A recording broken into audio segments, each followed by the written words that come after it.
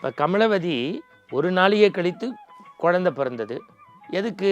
நம்ம என்ன நினச்சோம், தான் குழந்தை மன்னனா பிறப்பா அப்படிங்கிற மகிழ்ச்சி. அப்படி இல்லையா, பல கோயில்களை சிவாலயங்களை கட்டக்கூடிய மன்னனாவான்னு ஒன்று சைவம் தலைக்க சிவந்த கண்களோடு பிறந்தவன் கோச்சங்கனோன்னு சொல்லியிருக்கேன்னு.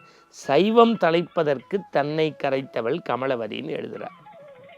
என்ன அற்புதமான இந்த எம்மை பேணும் அம்மைகான்னு காரைக்கால் அம்மையார் பேய் உருவம் துகண்டு போனால அதுக்கு காரணம் அவன் மாங்கனியோடைய சங்கடத்திற்காக கணவன் இப்படி சொல்லிட்டானே, மீண்டும் மீண்டும் சோதனை வச்சானே, அதுக்காக இல்லறப்பற்ற திறந்து அவள் போனான்னு நம்ம இல்லையா.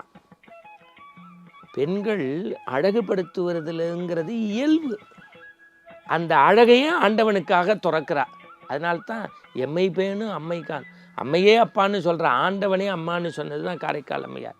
கண்ணப்பர் சரித்திரம் ஆகமத்தை விட வேதத்தை விட அன்பு தான் முக்கியங்கிறதுக்காக வேட்டுவன் கண்ணை கொடுத்தான் தானே நம்ம சொல்கிறோம். அது இல்லையா, கடவுளே இருந்தாலும் உதவின்னா நம்ம கண்ணை கொடுத்தாது காப்பாற்றணுங்கிறது தான் கண்ணப்பர். அதனால்தான் முதல் கண்தானம் செய்தவர்னு இன்றைக்கும் பெரிய பெரிய கண் அரசு மருத்துவமனைகள் எல்லாம் போட்டிருக்கு.